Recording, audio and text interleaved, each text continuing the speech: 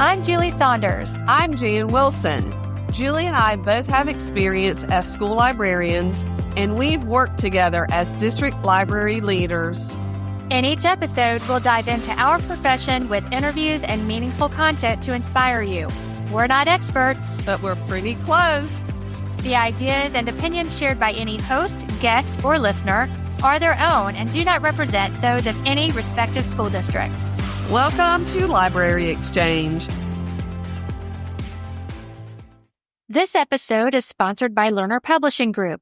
Founded in 1959, Lerner Publishing Group is one of the nation's largest independent children's book publishers, with 17 imprints and divisions including Carol Rhoda Books, Gecko Press, Graphic Universe, Lerner Publications, Millbrook Press, 21st Century Books, and Zest Books. Lerner also partners with 26 renowned international and U.S.-based publishers to provide an outstanding collection of children's and young adult titles for schools and libraries. Browse Lerner's offerings at lernerbooks.com. We're excited that our guest today is the school librarian at Meadow Creek High School, Cicely Lewis. She is someone who has truly created a student-centered library program. Okay, so Julie, I like to clarify some of the terms that you use. So what do you mean by student-centered library? So the term actually speaks for itself. It's when you put those students first, they're the center of your program. Often we get requests from administrators and teachers that focus on things that accommodate the adults, like faculty meetings and school council meetings. But most events and activities should be student-focused. You can't go wrong if you put students first. Okay, so the beginning of that was just a little bit passive-aggressive, but I'm passionate. It's okay. Passionate instead of passive-aggressive. Okay. So you may already know, everyone, that Cicely was the National Librarian of the Year in 2019. She also was a Library Journal Mover and Shaker, and she also won the National Teacher Award for Lifelong Readers. In the past few years, Cicely has been busy as the author of several book series from Lerner Publishing Group, the Hair Magic series, and the upcoming Black Trailblazers in Sports series. We could just spend this entire episode listing all of her achievements and awards, but we won't. Absolutely could. Yes. So welcome to Library Exchange, Cicely. Hello. Thank you for having me. Awesome. Cicely. So before we get started with our questions, I always think it's important to let people know the community you serve, a little bit about your high school. Can you start us off there? Yes, that's my favorite topic, is talking about my school and my school community. It is a wonderful community of people who truly are family oriented. I feel like my school is very family oriented. I've been there for 15 years, so seen several brothers and sisters come through the school, and even met a child of a student recently visiting from elementary school. I'm not that old yet. So, but we have roughly 2,600 students. I serve the population grades 9 through 12, and 88% free and reduced lunch. 43% of our students are multilingual learners, and we have 37 languages spoken at my school and 44 countries represented. And it's a no-brainer that, this is Gwinnett County. Gwinnett County is the 9th diverse school district in the nation. And most of our schools are pretty big and are very diverse. So, when I talk to other librarians in my community, it's, it's pretty similar across the board. We serve huge populations compared to other districts. So I love my Meadow Creek community. And, like I said, I've been there 15 years. My son actually went through the elementary program. That's how much I love the district. And so that's one of my favorite topics to talk about, working with my school and my school community, because I truly feel like it's a family-oriented school. Yeah, and even with a school enrollment so large, you have found ways to reach your students, which is one of the reasons we're talking to you today, because it's difficult. It's not easy. Yes, it really is. And we also are home to an international transition center. And so it is, it's another, set of kids and just another opportunity for me to bring more kids into the school library. Can you describe what the International Transition Center, what that actually is for other school districts that may not have this type of program? Okay. And so from what I know, it is a program. We had so many kids coming directly from other countries. And so as a way to transition them into the school system, we have the International Transition Center where they can get the support they need. They're housed on our campus.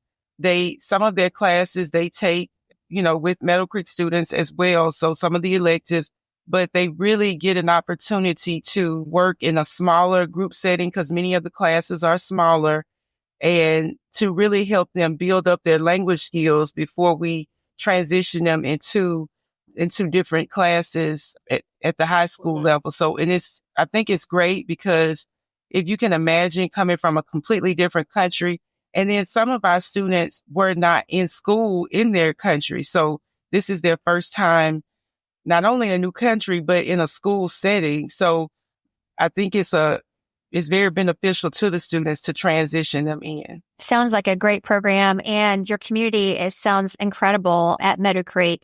When you have new students that come to the school, it's already challenging to be a new student, as you just described. What types of things do you do to make sure that you're providing services for each and every student, or as a part of welcoming newly enrolled students? Is there anything that you do in your library program? So when I came, it was really new to me that when other schools finished registration, we were still doing registration throughout the year. Working at a school like my school, when the registration period ends at the beginning of the year, that's for many schools, it's over. But for us, even when I was in the classroom at Meadow Creek, because I began in the classroom, I remember getting new students in May. And so as a school librarian, I see it even more. And so one of the things that I did, like many school librarians do, is I had orientation for the 9th grade language arts classes.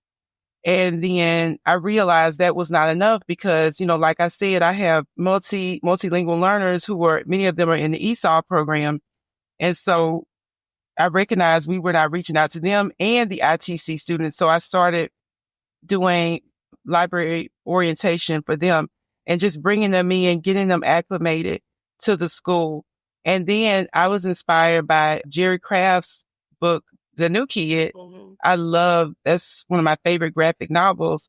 And I actually got a grant as part of the winning School Librarian of the Year from School Library Journal from Scholastic to purchase books. And so one of the books that I purchased tons of copies of were The New Kid. And I got these bags and I filled them with like a map of the school and just bookmarks and candy and that book and an invitation to eat lunch with us and discuss The New Kid.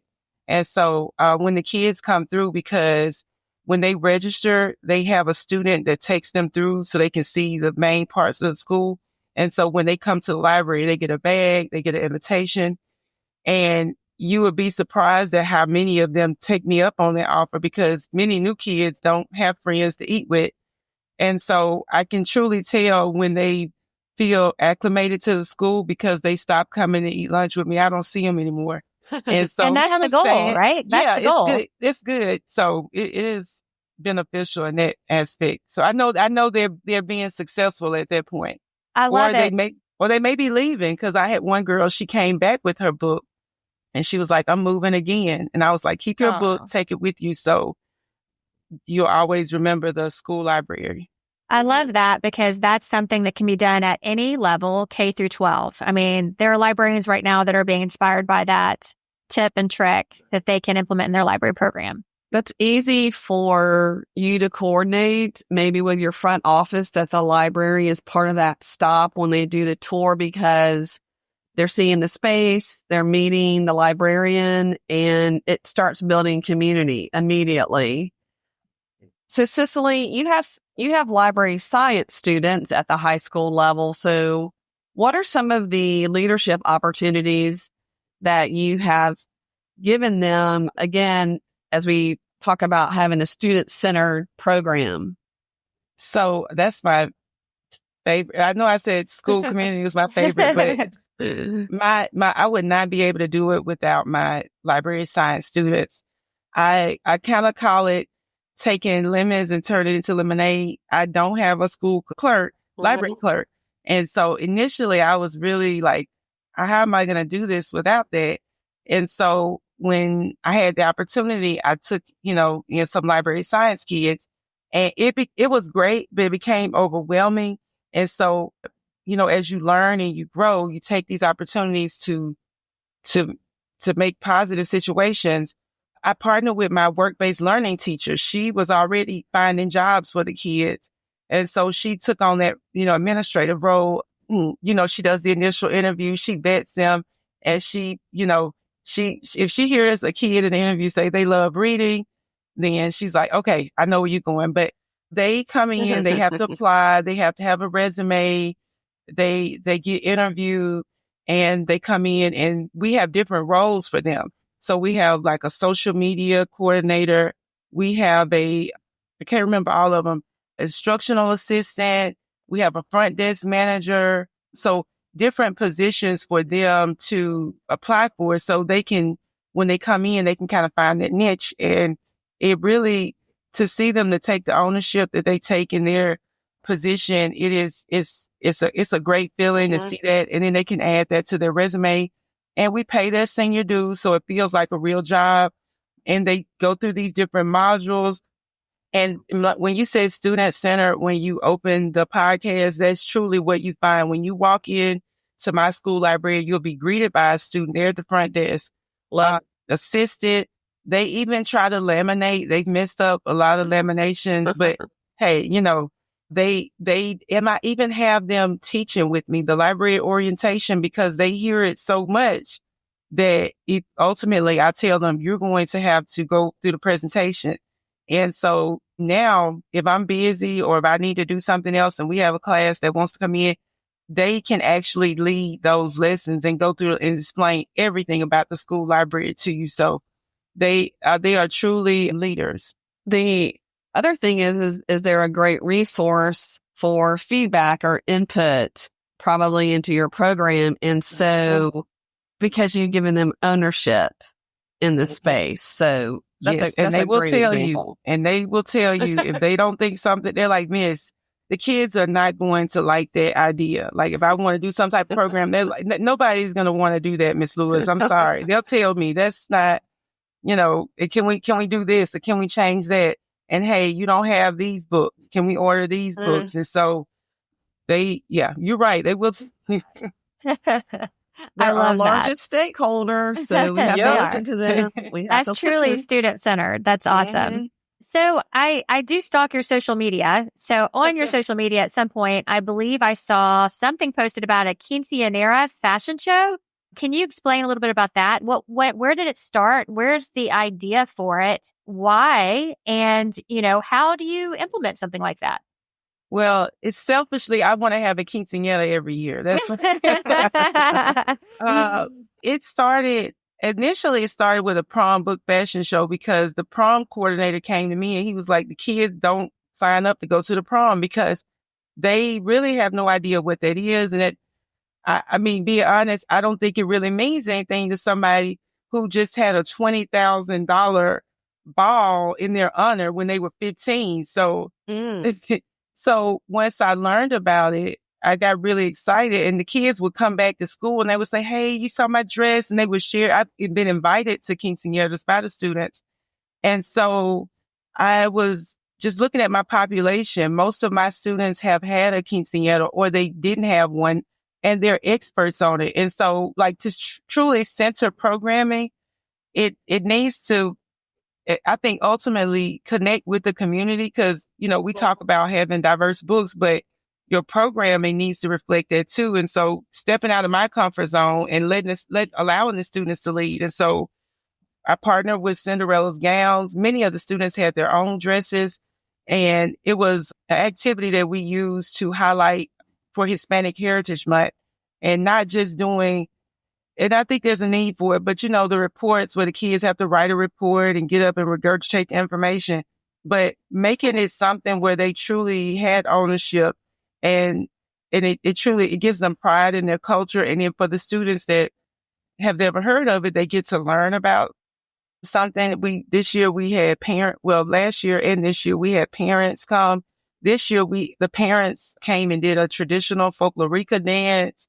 And so we partnered with Cinderella's Gown. So it's truly a community centered event. Like, we have many different stakeholders involved in it. And it just came out of, me being inspired by the students. Cicely, so you formed this partnership with Cinderella's Closet or whatever. So did they provide gowns for those who didn't have one? I'm just trying to understand. Yes, okay. Because I wanted to make sure it was inclusive.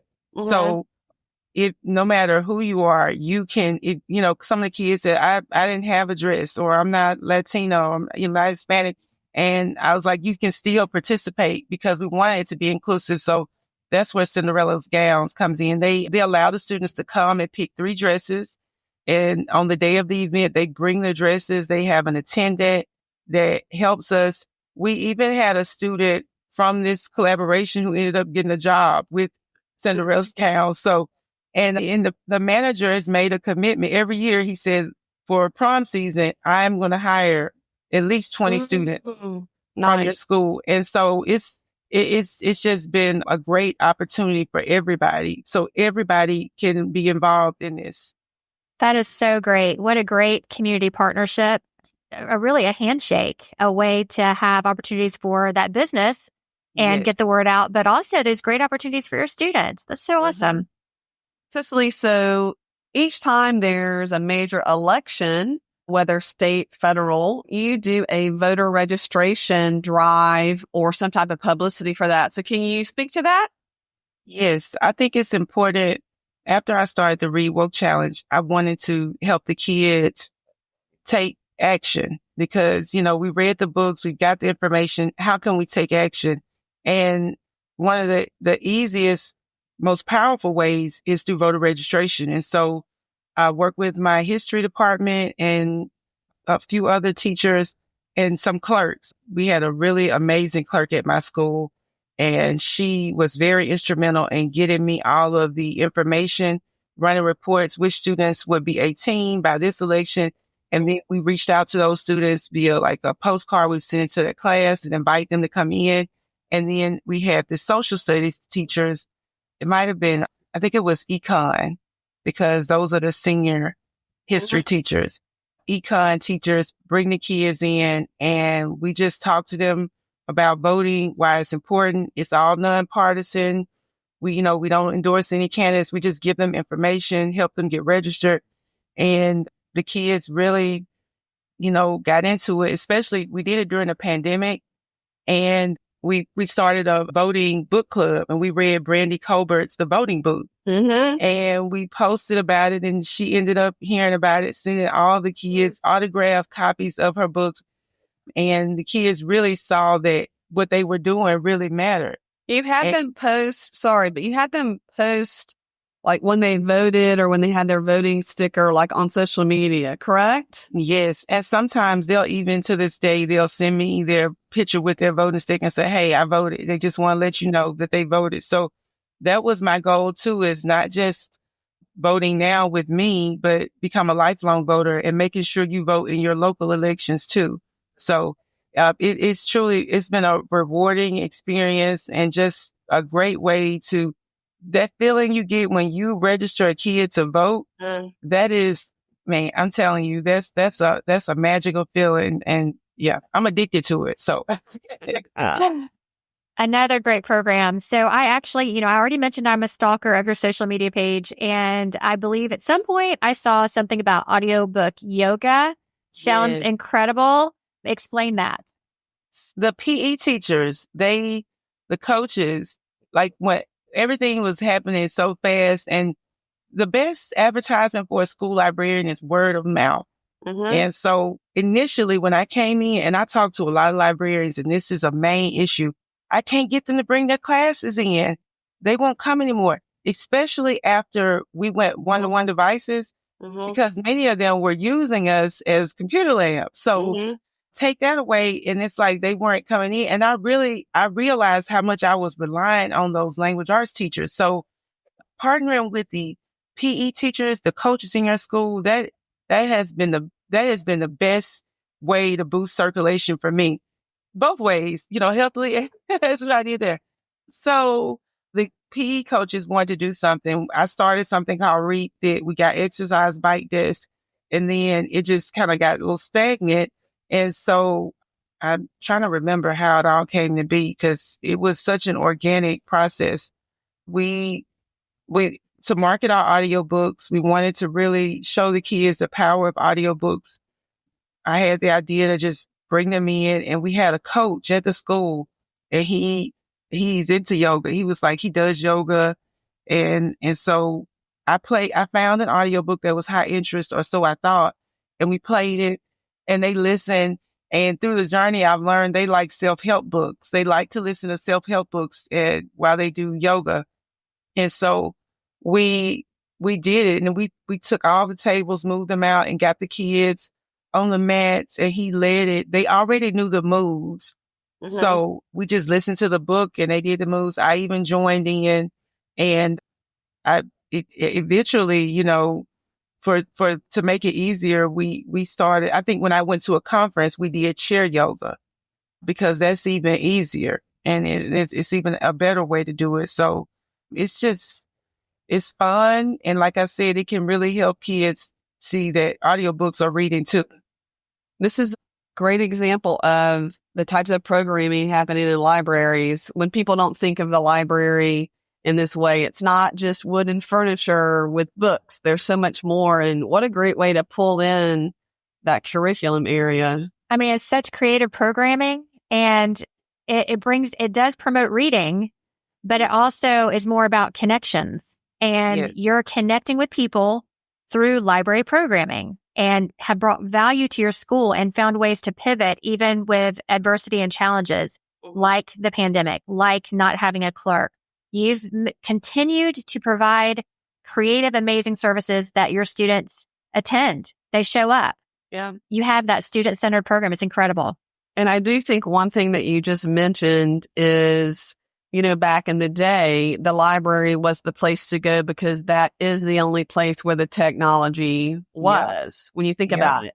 But now there's so many other things that you can do in your programming and in your space, especially with one-to-one, because I know teachers are like, why should I bring them into this space? Yeah. So that's a great point that you made. Cicely, do you want to share any instructional connections that you have with teachers? I mean, I know there are curriculum barriers sometimes. Time is always a big barrier, but is there a curriculum connection you'd like to share? One thing that I was, because I'm very self-aware, and I like to really, what can I do better? How can I be better? Is my instruction of multilingual learners and ESOL learners. I was really at a deficit, because when I taught, at the time that I was teaching, I don't think we had, or I didn't have the access to all the strategies that are used now. And so that was another group. When the language arts teachers, when they stopped, when I couldn't get the collaboration out of them that I needed, partnering with the ESOL teachers has truly shown me that I have a lot of growth, a lot of work to do. And so working with them and working through the strategies in our school, and it might be a district initiative, but they will pay for you to get ESOL certified. And so they are actually encouraging all the teachers in our school to do it. And so I've been learning a lot just watching these teachers, like coming in a lesson that I had used for another class, thinking that I could use it with them. And it's a great lesson. Like, I've done it so many times before. That lesson that it just pops every time, and then it just fell flat. And I was like, what? And the ESOL teachers were like, look, this is what we do. So we sat down, we talked, and I took my lessons and just really, I had to go back in and start over. and also working with our special ed population, thinking, okay, I think many times people don't think when you think of who goes to the library, you really, sometimes we leave out our special education program. And so making sure that I work with them, and it's out of my comfort zone because there's just a lot to learn, but now I'm learning it. And so I guess my instructional tip would be, don't ever get so stagnant or comfortable that you can't grow and you can't learn from something, and step out of your comfort zone and reach out to these different these different groups in the school and get them in the school. And like I tell the teachers, even if you just want to change the scenery, you just want to teach in a different setting, get them in the school library. Because what I hate, and the kids know this, don't ever say this to Miss Lewis, oh, I've never been to the school library all my years here, or I've never checked out a book. Mm-hmm. As soon as they say it, I'm like, oh, you checking out a book today. So, but yeah, just being open to new things and challenging yourself. And, that's my biggest instructional tip. Julia, what do I always say? I'm not sure. You're not going to know the quote. I want you to pull out. A lot. I do say a lot. So when you're through changing, you're through. Mm-hmm. Y'all know that one? So like when you're not willing to change, I mean, you have to in education. Well, and especially in the school library. If you're not adaptable, I mean, I'm on, Facebook groups with school librarians nationwide. And I think sometimes the school librarians are focused on the wrong things. The things that bring you value to your library are those true connections that you've described during this entire interview. Being able to connect in ways that sometimes you have to be creative. It does not have to be teaching language arts based lessons. You can reach out to your PE teacher and connect through the audiobook yoga. You can reach out to your small populations, the special ed and the English as a second language groups, and really connect with those students and be able to make a difference in creative ways through actual lessons, through programming, through events. All the things you've described, I really feel can inspire others to find creative ways to connect. I think people get stuck and unfortunately, there's a lot of school librarians nationwide that don't have a teaching background. And to hear from someone who does have a teaching background say, you know what, I struggle. I try to learn that there's new instructional strategies in these different areas that I've not heard of before. I think people will really appreciate hearing that, and that they can learn and grow and get those connections and provide value for their school. And that's what we want. We want school librarians to feel valued. We want their programs to be valued. And the ways you do that is through the connections and the types of things that you've described today. It's just incredible, Cicely. I'm so appreciative of all the things that you shared with us. And I couldn't do any of it without, we have a great support system. We have a library media services program. I came in not knowing anything. I've never been in a group that has just been so willing to share. Like they were like, oh, do this, take this lesson. All you have to do is take my school name off of it and put your name there. And just some of the best school librarians, they have really just, I mean, I go in with the lesson that they have and I share it, and it makes it so easy for me. So, and we have a lot of PD. And so that's something that I'm really, really strong about recommending. Go to PD. Like Jan said, when you stop learning or you not stop changing and evolving, then you can't continue. And so I like to go to PD. I like to listen to what other people are doing. And anything that somebody's doing, I can try to spin it and take it and adapt it to my program. And so I really appreciate that. That's the last piece, you guys, for a student-centered library. You have to have a librarian. Absolutely. Certified. Yes. Yes. Certified. Yes. Cicely, thank you for your time today.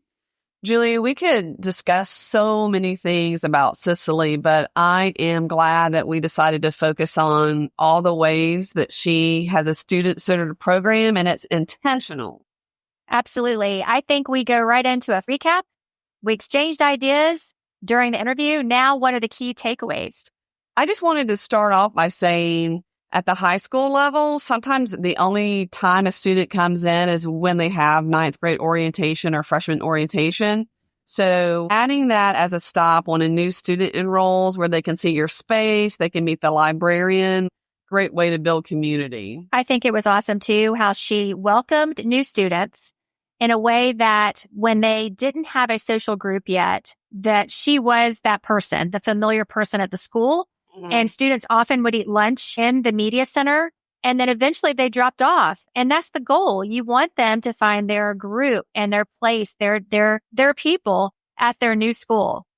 I love that idea of new student enrollees coming in there. I think it's good too. It's hard to include new students, especially in a school with as much diversity and transient populations. Mm-hmm. So when she was saying they have new students weekly, that's tough for educators to have to welcome a new student weekly because it changes the dynamics. But again, we're public educators. And if you're in a public school, your job is to help each and every student, whether they walked in the door today for the first time or have been there all year. And that's a challenge. That's a challenge for all educators, especially school librarians. I've come across people before who have said, I only want students to come into the media center that have a reason to be there or, because they have a research question. But when you have other events where they come into the space, I think they're more likely to come in there when they do need you. So having those, we didn't really talk about the prom theme fashion show that she had because that included the students holding a book while they walked down the runway, and she had them write like a little summary. And then I thought it was great how she said from audiobook yoga, she discovered her students were really into nutrition and self-help books. So win-win. So I really appreciated her talking about the audiobook yoga because I feel that sometimes librarians have trouble connecting with teachers, especially in Cicely's case where she may not have the time because she doesn't have a clerk. Also, the fact that there's new curriculum with language arts. And whenever there's a new curriculum, the teachers are busy teaching bell to bell. And so they often don't feel like they have time to come to the library. But Cicely got creative. And with that audiobook yoga, she started reaching out to other teachers in the building. And that was a real lesson for me, an eye-opener, because often librarians feel that they have to do language arts-based lessons. Mm-hmm. They feel like they have to include language arts teachers only because they're promoting reading. But how awesome was it that Cicely connected with our PE teacher, and he happened to be very interested in yoga, and Cicely's trying to promote audiobooks. So what a perfect combination.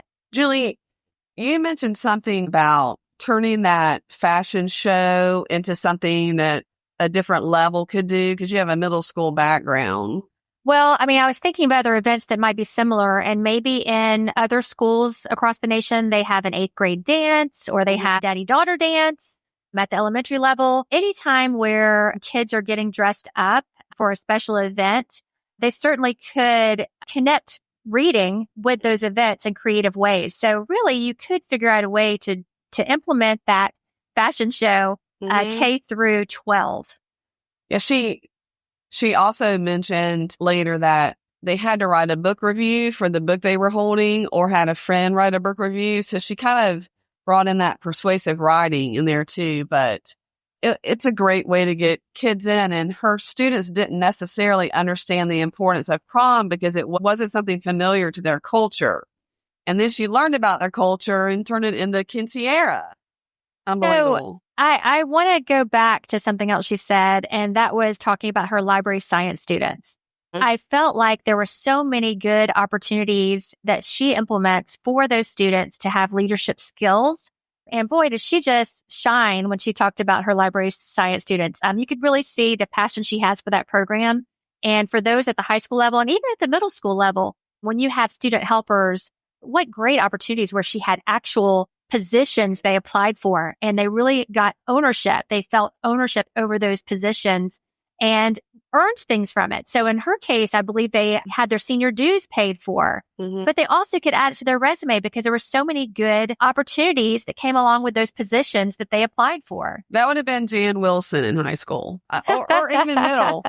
But she said she teaches them how to answer the phone and how to acknowledge people when they walk in. How about the fact that should they hear the orientation so many times with the new students that they jump right in and start doing the orientations with her? And how great is that to see peer-to-peer mentoring in that way. I just think it's fantastic. For all the librarians out there who do orientation over and over and over, pull those students in. So one last thing, I know there were so many things we could talk about, but one last thing, I really, really appreciated when she was talking about her instructional strategies and how even the National Librarian of the Year talked about, with an instructional background even, how the strategies change and she's not familiar with some of the new strategies. So she learns and she reflects and she improves. I think that's a good lesson for veterans, but also those that don't have a teaching background that are trying to do lessons and activities in a library. Who could you go to find out more about strategies? How about watching the teachers in your school that you admire, that you see how effective they are, and partnering up with someone to get a few ideas to spruce up your instructional strategies in the library. It's never too late to get some new strategies and also to reflect and try to improve as an instructor.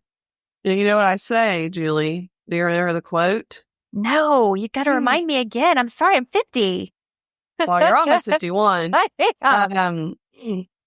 When you're through changing, you're through. It's not original. I saw it on a sign. But when you get to the point where you don't want to change, I don't even know how to say it. Well, I completely agree. And too bad I can't remember it, even though you say it often. But at some point, that'll be my goal in this recap. I'll be able to remember that quote from you because it is a good one. To close this out, you can follow Cicely Lewis on Instagram. Her handle is Cicely the Great. Make sure to visit our website at www.libraryexchangepodcast.com. You'll find episode notes and links. You can even submit your questions or inspiring stories that may be featured on the podcast. If you're looking for some swag for your library or book-loving friends, visit libraryexchange.etsy.com. That's a lot of URLs, so I'm glad you had to say all of that, Julie. Thanks for joining us. We can't wait to have you back for our next episode of Library Exchange.